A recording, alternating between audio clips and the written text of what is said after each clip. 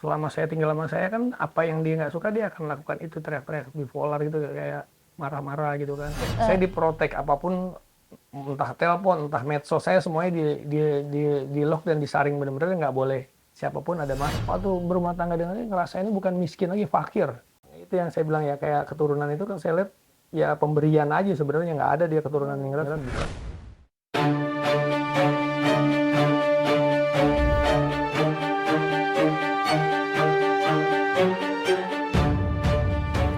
Mas Andri Irwan, terima kasih sudah datang di Eksklusif. Sama-sama Mbak. Ini kita mungkin sedikit kasih info nih, Mas Andri Irwan adalah mantan dari suaminya Mbak Roro Fitria, yang mungkin orang juga pada tahu mereka sudah berpisah sejak tahun kemarin.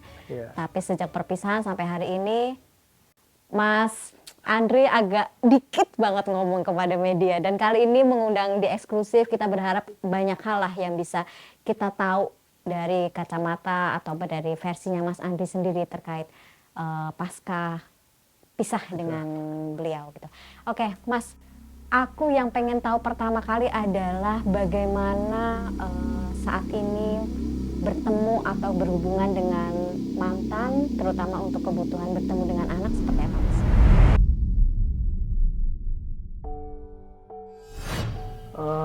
Sampai hari ini sih kalau saya bilang ya belum bisa dipertemukan saya dengan anak. Makanya sebenarnya sedih ya, apalagi pas kemarin Sultan ulang tahun kan. Saya hanya ingat saya kirim doa dan beberapa ada Habib Usman juga doain kan. Ulang tahunnya di tanggal 9 Juli 2023 kemarin, berarti kan dia 1 tahun, genap 1 tahun di 9 Juli itu. Karena kan yang diumumkan di media tanggalnya 24 Agustus kan, beda. Oh, Sinkron dengan apa yang diumumkan. aslinya lahirnya tanggal 9 Juli. 9 Juli, Iya. tapi yang diumumkan ke media 24 Agustus kan, coba lihat semuanya. oh gitu. Itu memang kenapa bisa ada perbedaan kayak gitu, Mas? Saya emang perjalanan pernikahan sama dia kan cukup ya, dibilang karena awalnya kan emang diperkenalkan sama Ustadz kan, gurunya dia kan. Karena emang dia lagi hijrah, saya juga berpikir ya udah mungkin ini jodoh saya juga kan. Saya pikir, cuma makanya jadi pelik kayak gini. Yang saya pelik sih karena masalahnya ada di anak sih ya. Sebenarnya kalau nggak ada anak saya nggak terlalu memikirkan ya hati lah sih berarti Mbak. Yang perasaannya anak yang kita lihat lagi lucu tambah perkembangannya makin itu. Karena kan dia tapi melihat sisi saya selalu dari materi atau apapun gitu. Jadi saya sampai dari anak itu saya ketemu cuma 7 hari aja. 7 hari setelah dia Lahir. Mas Andri, yang tadi perbedaan tanggal lahir itu gimana bisa terjadi, dan kapan Mas Andri mulai tahu bahwa ada perbedaan tanggal lahir yang terdaftar dengan yang aslinya? Pas dia umumkan di media itu kan, dia karena saya kan nggak ketemu dia, jadi pas lahir sekitar 7 hari lahir ya itu ya.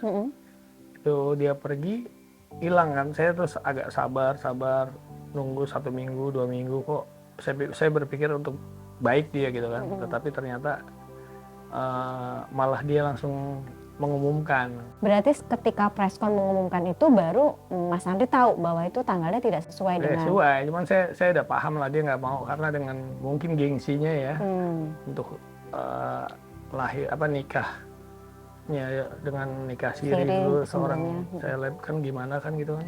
Tapi buat saya sebenarnya nggak ada masalah itu kan. Sekarang kan pada saat kenalan saya bilang mau Ustadz juga minta langsung dinikahin seperti itu. Kayak gitu.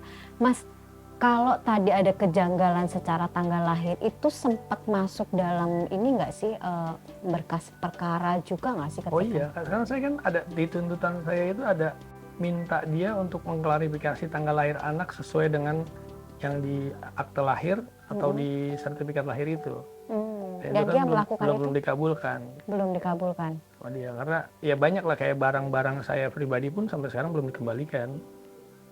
Barang pribadi belum dikembalikan, berarti barang Mas Andri masih ada di rumah mantan? Masih, listing saya masih banyak. Jadi yang dikembalikan waktu itu yang dibilang Vespa rongsokan itu, yang saya bilang Vespa surat tanah ya, karena mungkin saya akan tuntut itu kan. Itu ada surat tanah keluarga besar saya kan, ada sekitar 7.200 meter kan di wilayah Kebayoran Lama.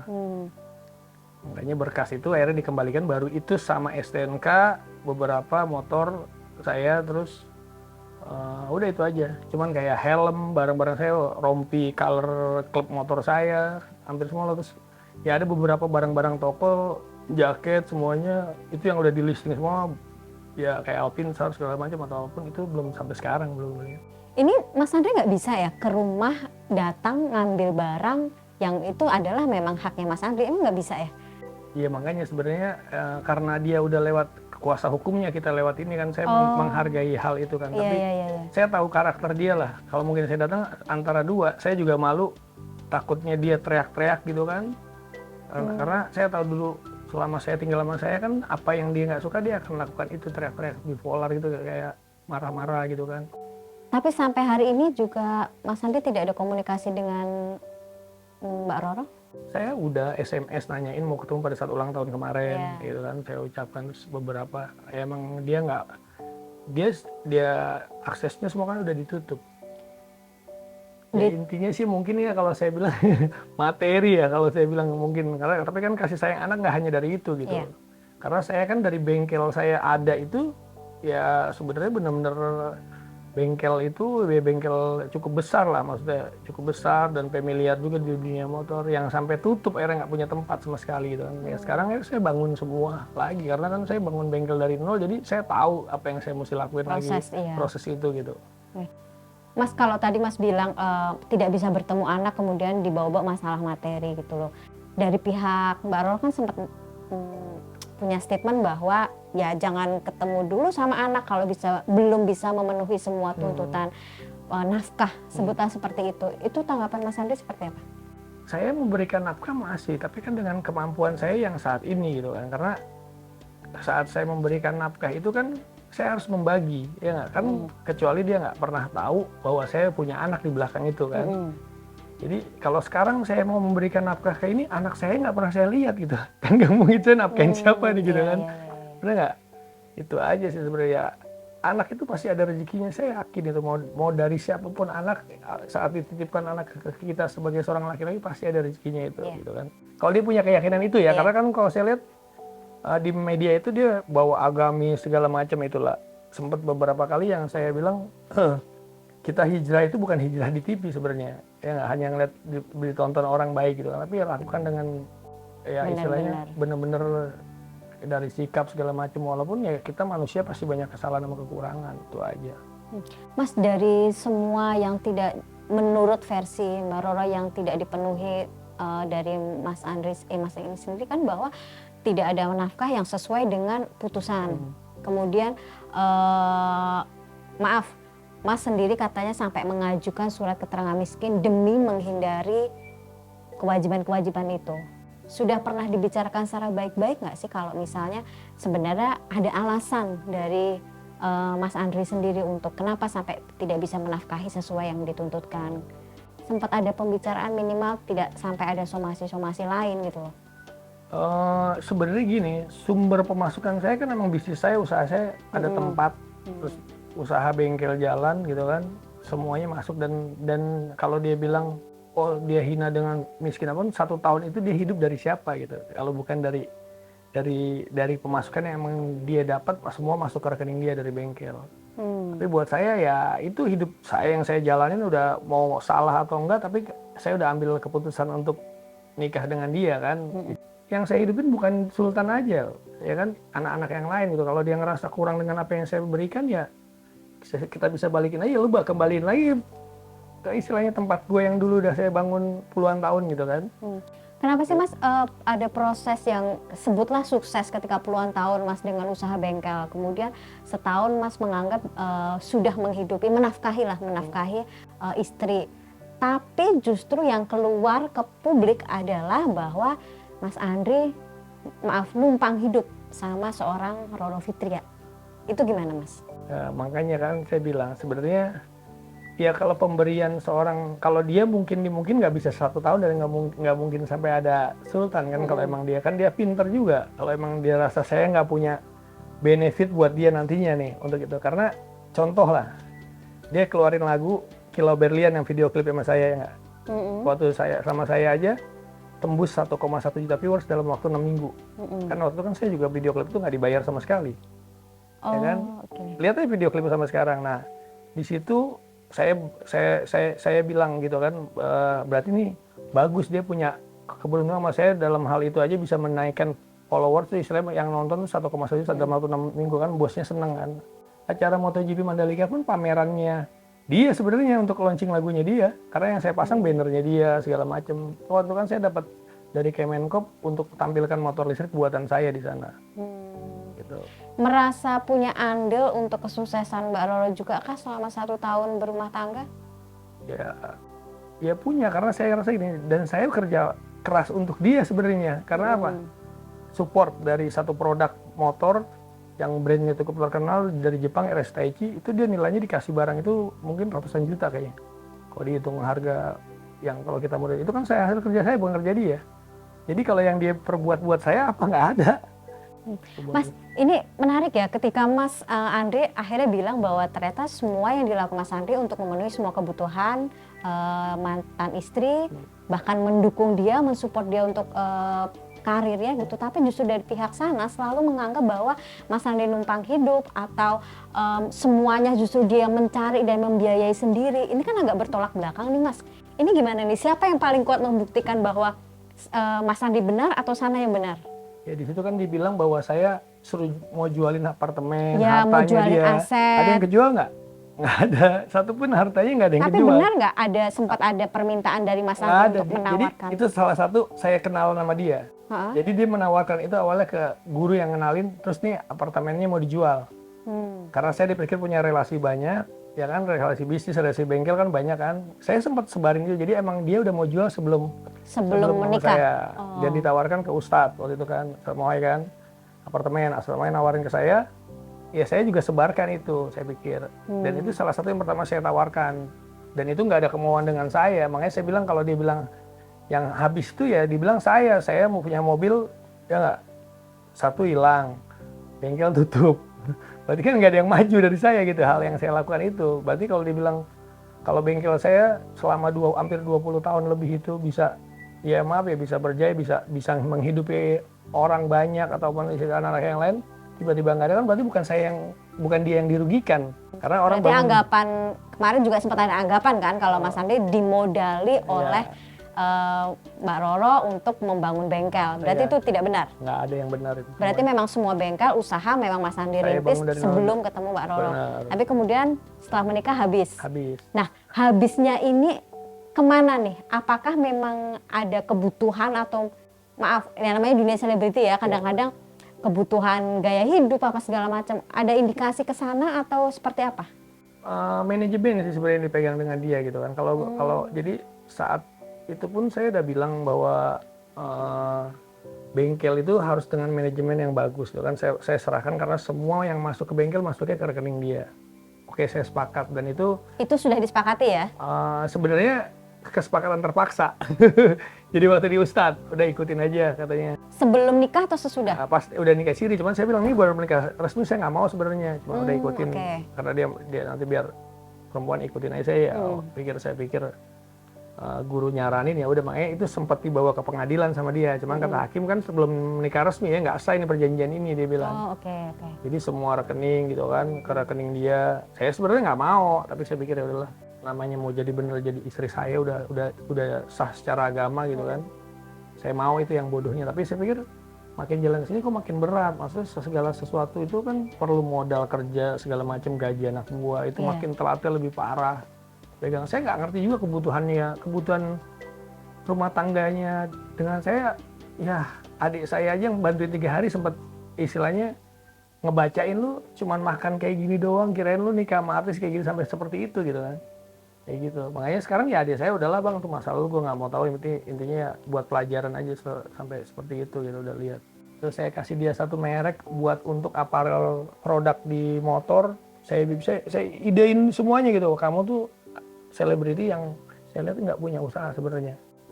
Ya kayak dia dengan tour travel kan cuman hanya karena mungkin mau dilabelin karena artis buat iklan aja sebenarnya kan, cuman ya dibikin jalanin, dan itu sempat saya hampir jalan berdua dia nggak jadi karena saya maunya pakai sistem online kan lebih bagus kan, lebih rapi, jadi orang daftar umroh haji itu langsung online. Itu ya sempat kejadian ini, sebenarnya saya udah sempat mau pegang sama dia, terus saya bikinin satu brand produk aparel buat produk motor.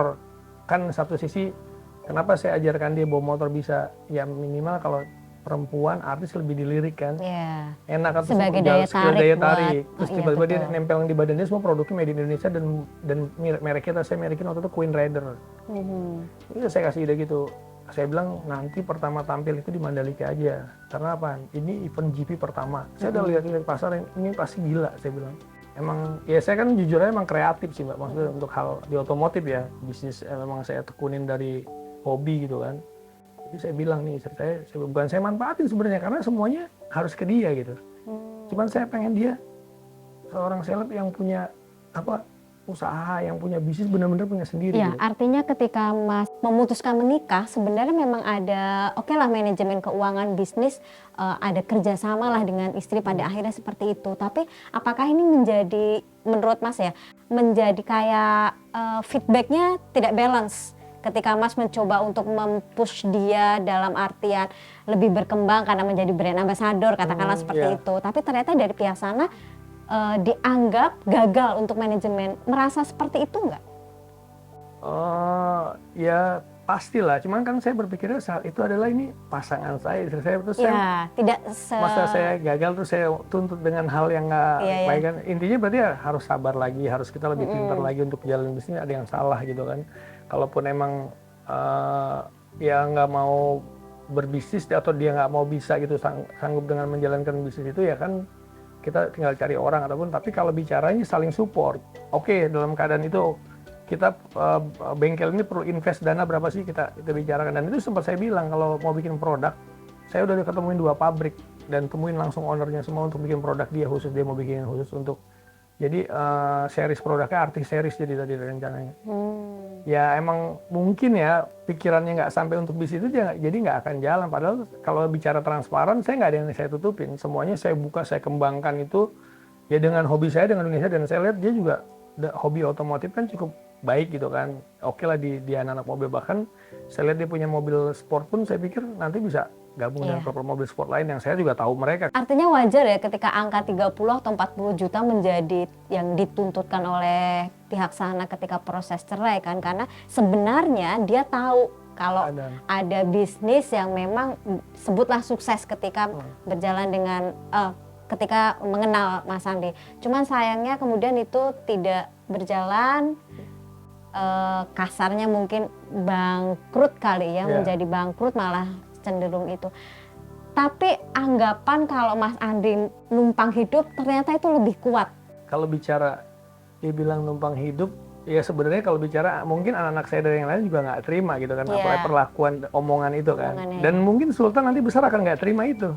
Bener nggak? Karena apa yang saya udah perbuat kayak dibilang biaya lahiran kayak gini. Karena saya udah nabung sebelum itu, saya udah kasih simpen. Walaupun memang ada keperluan itu, tapi simpen nanti kita bagi-bagi. Misalnya dia ada uangnya, karena apa? Kan uang bisnis dari usaha saya ini masuk ke dia semua. Overprotective banget gitu kan untuk hal apapun. Padahal saya nggak ada pernah kebohongan yang masalah duit ya terutama ya. Karena emang semuanya masuk ke dia. Terakhir itu yang marah besar yang pada saat saya udah bingung mau bayar daftar sekolah anak saya yang nomor 2 aja. Saya dikerja nggak bisa, ini nggak bisa, sementara ini masuk susah, mereka ini. Karena mereka semua, kecuali mereka dari awal saya berbohong nggak ada mereka. Mungkin saya tutupin gitu kan. Jadi dia maunya semua lewat dia, dan lewat dia ya terakhir akhirnya kebongkarnya pas di persidangan kan. Buat bukti nih uang dari dia transfer ke rekening anaknya, ke rekening siapa? Istrinya di Surabaya seperti itu kan. Padahal uangnya uang saya juga, uang dari pemasukan dari tempat saya. Usaha saya gitu. Mas, kalau ngelihat tadi Mas sebenarnya sudah sebutlah mapan secara finansial dengan bisnis sebelum menikah atau mengenal Mbak Roro, kemudian akhirnya memutuskan menikah. Pernah terbayang nggak sih yang namanya dunia hiburan, dunia selebriti itu memang cenderung atau identik dengan gaya hidupnya atau yang ibaratnya apa ya, glamor gitulah. Tapi melihat hal itu juga nggak dari seorang Roro sampai akhirnya memutuskan mau menikah? Kalau saya bilang gini sih ya ada yang dibilang apa flexing gitu ya, hal-hal kayak gitu kan. Tapi yang penting dengan kelihatan luar yang wah, tapi dalamnya sebenarnya nggak juga gitu. Selama saya ngejalanin ini biasa-biasa aja sebenarnya hidupnya. Hanya tidak karena seperti yang terlihat di bayangan nggak ada. Tapi kan karena image hijrahnya saya pikir mungkin pengen bener lebih mengenal ini, makanya banyak saya ajak ke guru-guru juga segala macam setelah itu kan. Tapi ya kita sih namanya manusia pasti ada kekurangan sama kesalahan yang kita perbuat gitu kan. Nah cuma kalau kehidupan saya lihat dengan dia sebenarnya mampu sebenarnya dan biasa aja. Mas Andri merasa dirugikan baik secara finansial, secara image, secara apapun setelah. Kalau saya secara image ya, gitu kan dianggap benar-benar yang nggak punya kemampuan gitu kan. Tapi kalau orang melihat dan tahu saya gitu kan, saya hidupin orang bukan cuma 1 atau 2 orang. Anak saya ada 6 kan, tambah 1 dia 7 kan. Itu semuanya yang 6 juga nggak ada yang teriak kok semuanya. Kalau bicara lebih atau kurang, semua orang tinggal bersyukurnya aja sebenarnya sih hidup. Ya saat itu dia ada lebih, ayahnya ada lebih, besok ayahnya lagi nggak ada kurang kan sama sebenarnya. Kalau dengan secara finansial saya anggap ini pelajaran hidup buat saya ya sebenarnya dirugikan gitu kan, karena tadinya punya bengkel yang sewanya enak, tempatnya udah enak dan udah saya bangun ya kan, pelan-pelan sampai punya istilahnya ya bengkel kan cukup ada gedung, ruangannya sendiri, open sendiri semuanya tempatnya. Sekarang saya mau bangun itu saya udah hitung-hitung anggarannya aja untuk bangun open segala macam hampir 500 juta. Belum lagi yang lainnya, gila berarti saya minimal bangun bengkel bisa hampir 1,5 M. Belum sewa tempatnya gitu kan, belum kafe yang saya udah bangun gitu kan, coba. Dan juga tidak jalan. Kafe saya waktu itu jalan, tapi sempat ada di Rumpi ya, dibilang makin maju, makin ini ya gini. Sebenarnya saya cuma narik ngeludai gimana makin maju makin hancur kok, karena dia nggak buka link saya untuk saya punya kebebasan gitu. Nggak punya link untuk kebebasan itu maksudnya gitu? Saya diprotek apapun, entah telepon, entah medsos saya semuanya di lock dan disaring benar-benar, nggak boleh siapapun ada masuk. Coba aja lihat, saya kan kalau yang pribadi saya cuman sekarang baru naik pas saya udah dibuka.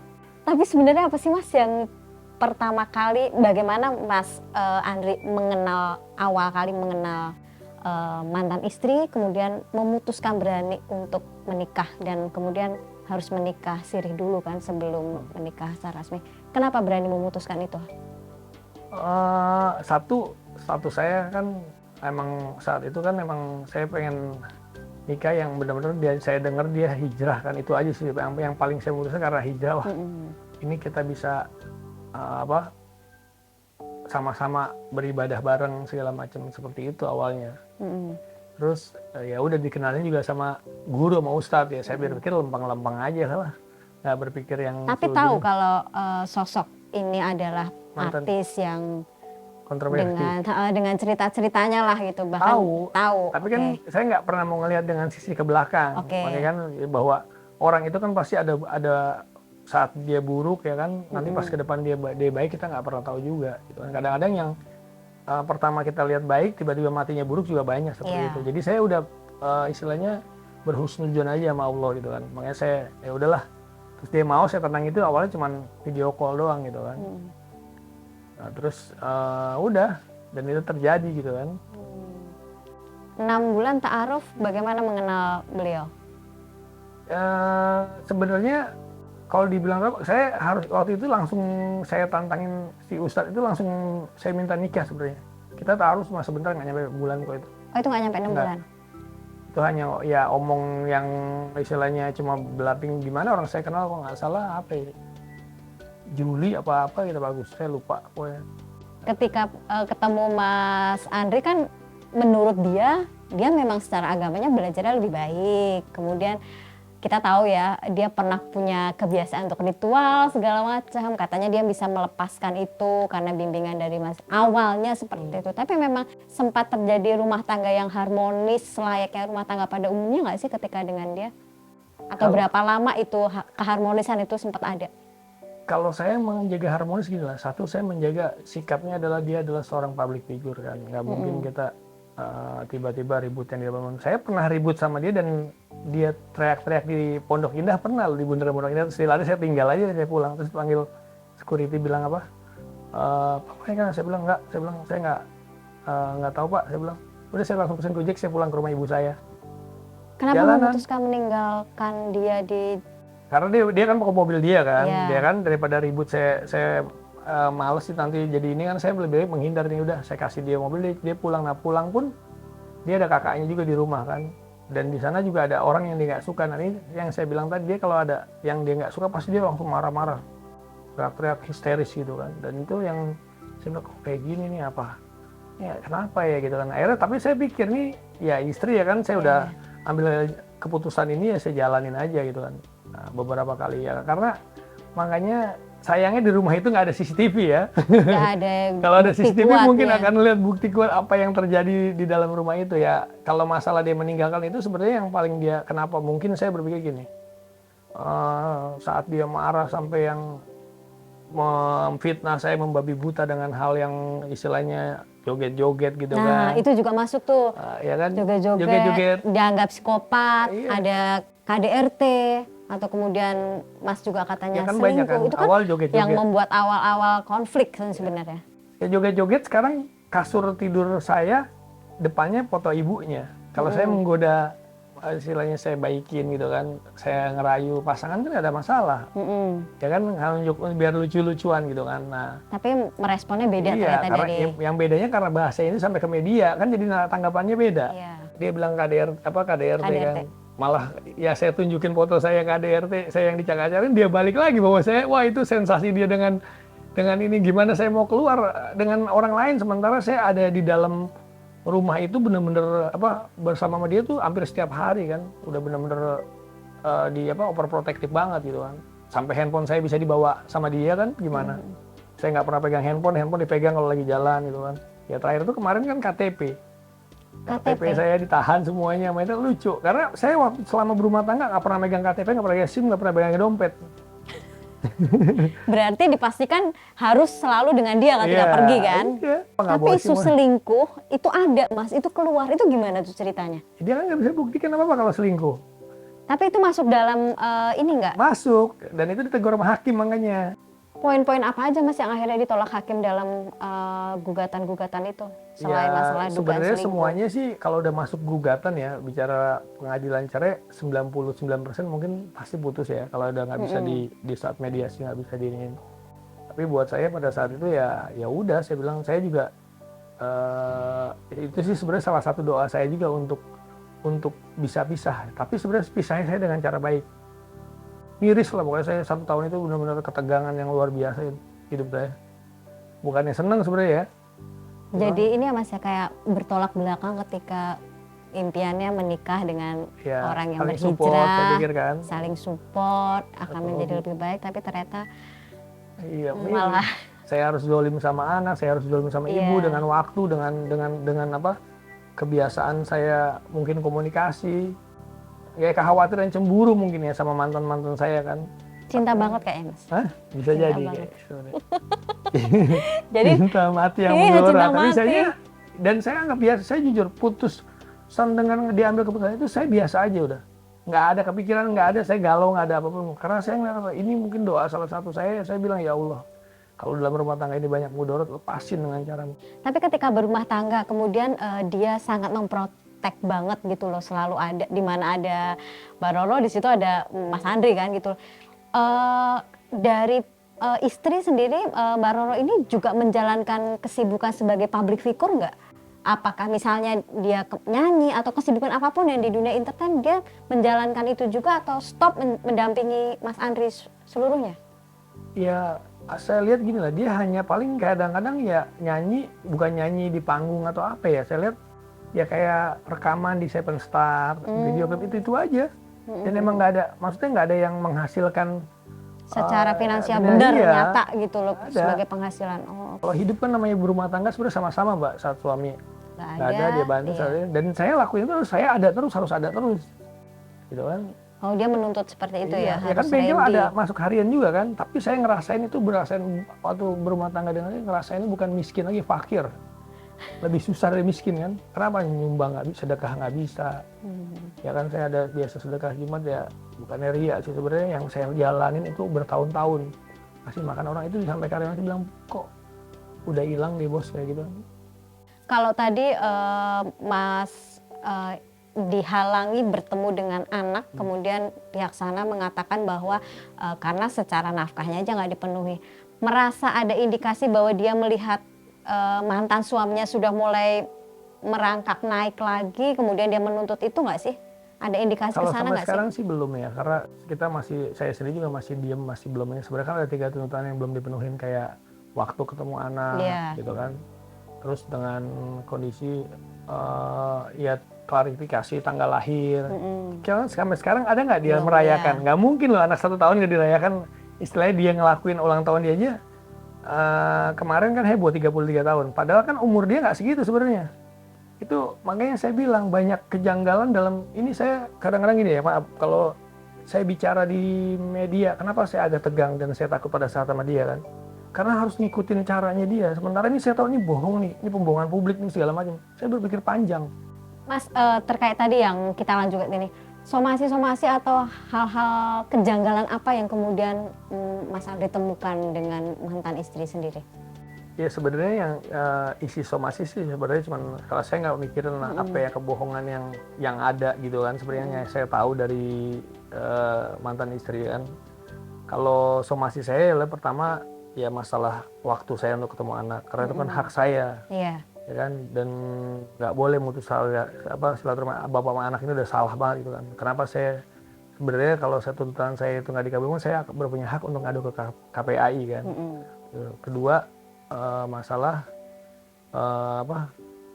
tanggal lahir anak yang dia harus beri klarifikasi, itu aja sebenarnya yang paling inti gitu kan. Karena kan walaupun oke mau dia bilang apapun, intinya tanggal lahir anak saya nggak setanggal itu aja ya. Intinya 9 Juli aja dia lahir, 9 Juli 2022. Dan saya pun kenapa menikah sama dia juga dulu dibilang sayang, karena saya lihat ini orang kasihan sebenarnya, nggak punya keluarga kalau dibilang, orang sebatang kara jatuhnya kan, sendirian, terus kita harus ya gimana, ya udahlah saya lebih banyak mengalah gitu kan. Saya urusin sampai kayak ngasih ASI harus dipaksain, saya ajarin ini nggak boleh kayak gini gitu kan, karena 0 sampai 6 bulan saya bilang anak putus, saya bilang nggak mungkin waktu itu. Nah saya sempat hampir, untung saya nanya adik saya bilang aduh ini nggak mau nyusuin nih, ini obat Ca, saya bilang, saya telepon adik saya kan, ini gimana Ca, abang kasih abang nggak mau dia banyak minum susu formula, susu air putih aja. Nggak boleh bang ini gitu. Terus saya tanya, oh nggak boleh, bayi itu nggak boleh kasih air putih. Ya udah, saya bikinin aja, mau saya paksa, sementara dia lagi lelah, bilang capek, perih ini kayak gitu ya. Saya bilang, kamu tuh tahu nggak mulianya perempuan karena dia bisa nyusuin. Saya bilang, sini saya tahu ternyata. Apalagi Mas kebohongan yang belakangan kemudian Mas Andri tahu bahwa nggak sesuai dengan apa yang ya, publik mungkin tahu kan? Ya sebenarnya sih banyak sih ya, makanya kayak keturunan itu nggak ada keturunannya, karena saya sempat kan kemarin saya tanyakan, saya sih sebenarnya nggak mau ungkit masalah pribadi dia, cuman saya lihat kemarin image di luaran adalah bahwa saya yang kayak gimana pun, cuman saya kan image-nya yang negatifnya nempel ke numpang hidup, sementara dia yang numpang pansus di anak-anak motor, karena kan lu lihat image-nya luah, lu punya ini tapi nyumbang aja nggak mau gitu. Gitu kan, acara-acara sosial seperti bakso segala macam, hanya pengen ya namanya naik, terus ntar media datang, gitu kan, kayak gitu buat apa gitu, hal positif. Malu sebenarnya, saya yang malu sebenarnya, jujur aja, karena orang ngelihat saya ini istri artis itu kan yang kayak gimana, terus tiba-tiba mendingan saya udah biasa aja dah, kamu taunya pokoknya kalau udah kamu buat promosiin buat diri sendiri nantilah. Aku ada yang benar-benar celahnya, cari benar-benar yang nggak mengerugikan orang, nggak menjadi image atau omongan yang jelek. Sebenarnya saya atur. Apalagi Mas kebohongannya yang banyak lah, masalah tanggal lahir dia, saya jadi bingung, dia bilang lahir tahun 89 tapi KTP 87. Makanya saya mikir apa? Iya anak saya mau diginiin tahun 89. Ngakunya 89, di KTP-nya 87. Terus kemarin kan ngerayain ulang tahun ke 33 tahun kan, yang kemarin terakhir kan. Nah putusan pengadilan saya 34 tahun. Terus kalau tanggal lahir di 87 kan nggak mungkin kemarin ulang tahun 33 tahun ke 33. Berarti dia makin ke depan umurnya makin maju. Berarti... Terus saya juga pas nikah pertama ada tagihan dari BNI 50-an juta ke atas kurang lebih, 56. Awal pernikahan sudah ada tagihan? Udah ada tagihan dari ini. Sampai sekarang saya masih ditagih sama orang. Itu ya, tagihan atas ini apa Mas, pembelian namanya atau pembayaran? Namanya cuma bukan nama dia, namanya Fitria Nur Utami. Itu nama siapa? Ya nggak tahu dia pernah cerita tuh nama dia sebelum menjadi Roro Fitria sih yang saya tahu. Oh, masih dengan nama aslinya, originalnya. Iya, katanya. Tapi kan saya nggak tahu kan, nggak mungkin pihak bank bodoh kan itu bukannya. Menikah 2021, 2022 berpisah, ternyata sekarang masih berlanjut untuk ketegangan-ketegangan yang mungkin tidak terlihat sih, tapi itu masih terus terjadi gitu loh. Tadi sudah di awal disinggung pertimbangan perkembangan psikolog anak lah, Sultan lah paling nggak, jejak digital yang tidak bisa hilang. Apa rencana dari Mas Andri sendiri untuk, ya meskipun anak nanti akan tahu dengan sendiri, tapi minimal dari usaha atau upaya orang sebagai orang tua apa nih untuk menyiapkan semua kemungkinan-kemungkinan yang pasti akan tahu, pasti akan terjadi, pasti akan menjadi konflik baru mungkin. Kalau saat ini sih saya untuk masalah ini saya udah kemarin kan saya serahkan ke kuasa hukum kita kan dari timnya Bang Okto Pradi kan untuk karena kondisi saya yang emang kemarin ya benar-benar dibuat jatuh gitu berantakan itu kan mereka bantu nanti ya masalah klarifikasi tanggal lahir anak nanti biar saat Sultan besar dia udah tahu gitu kan. Kan waktu saya ketemu saya nggak mau kebebasan saya misalnya oke ditentukan misalnya entah seminggu sekali dia sama saya atau sebulan sekali pokoknya intinya harus ketemu gitu kan itu aja kan itu haknya saya gitu kan dan dia nggak punya kewajiban untuk menahan itu gitu dia harus berikan gitu kan walaupun seandainya papahnya gembel pun ya nggak emang orang tuanya nggak ada pun tetap punya hak bener nggak untuk hal itu kan untuk perhatian untuk komunikasi jadi yang dari sisi kadang-kadang dia bilang babat bebot apa untuk cari pasangan ya lu serahin aja Sultan sama saya kalau bicara babat gue nggak bagus kan gitu kan logikanya makanya saya ngeliat Sultan saya udah besar gitu kan dia bilang ya saya kalau bicara babat orang tua saya jelas bapaknya siapa terus kakek saya tahu buyut saya tahu lah dia saya tanya dari bapaknya ke kakeknya dia nggak tahu siapa kakeknya makanya kalau dia bilang keturunan ini dari mana ceritanya saya bilang saya pernah nanya di depan makam bapaknya saya bilang emang papa nggak punya adik papa nggak punya kakak ini kakek kamu siapa namanya makanya dia cerita di media teriak bagus saya sebenarnya mau ketawa itu untuk waduh lo yang nggak jelas sebenarnya bukannya keturunan lu saya bilang dan Sultan keturunan saya jelas karena saya kan lakinya itu suaminya gitu itu yang saya bilang ya kayak keturunan itu kan saya lihat ya pemberian aja sebenarnya nggak ada dia keturunan Ningrat bukan keturunan dari manapun kok. Mas berarti ini total dari putusan atau 7 hari itu nggak ketemu anak sama sekali nggak ketemu Sultan? Hah? Nggak belum ketemu sama sekali sampai hari ini saya. Ada fotonya atau mungkin kenangan terakhir Mas Andri dengan anak? Ada. Ya. Cukup. Nah ini foto saya kecil nih, mirip sama Sultan. Ya karena bapaknya. Jadi ini ya sedikit mengobati rindunya buat Sultan dengan cara ini. Kelihatan kan? Ya. Tapi menjadi apa ya kayak pelajaran hidup lah buat ya kita nggak pernah memilih jalan seperti apa kan yang mau kita lewatin tapi kalau ini sudah terjadi dan memang PR adalah menyelesaikan terutama untuk hal-hal anak kan untuk terkait dengan keputusan.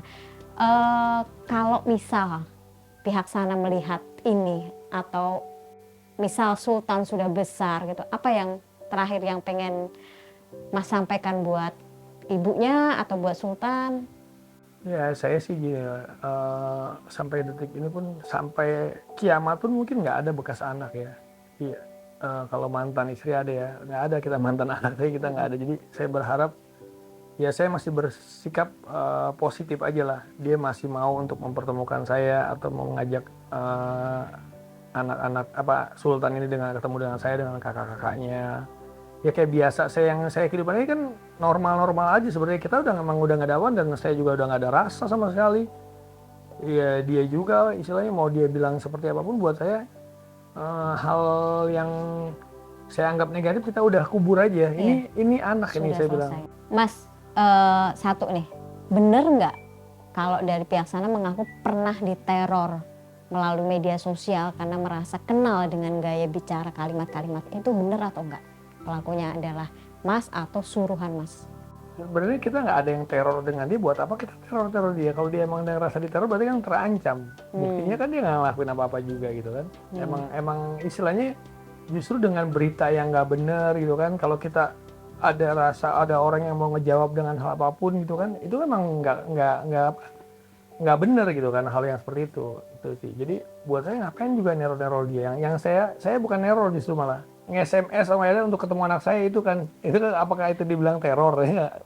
Ada saya sampai terakhir itu pas ulang tahun Sultan saya ucapin selamat terus saya bilang saya mau ketemu mau ngasih kado gitu kan saya mau siapin itu tapi nggak ada tanggapan nggak ada respon gitu kan mencoba menghubungi by media sosial nggak? Untuk sekedar Nggak bisa, ngucapin saya lah? udah diblokir semuanya kan. Oh, Akses oke. saya medsos, IG, WhatsApp udah diblokir. Jadi saya by SMS aja Oh, oke. gitu. Terus saya miss call beberapa kali gitu kan. Juga tidak direspon. Nggak ada respon. Mungkin sibuk ya Mas ya? Iya, sibuk banget kayaknya. Sibuk mau gimana caranya Miss Sultan nggak lari ke bapaknya.